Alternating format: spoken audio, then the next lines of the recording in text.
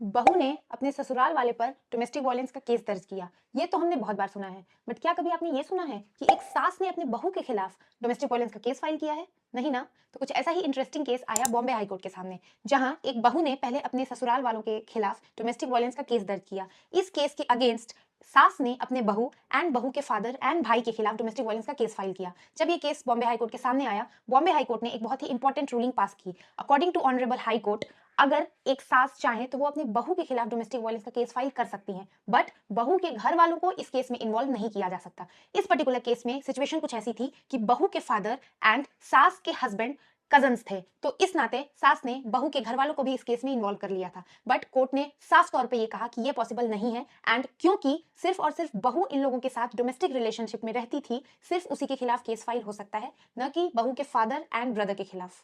सो ऐसे ही interesting legal cases जानने के लिए keep following me on law अभ्यास।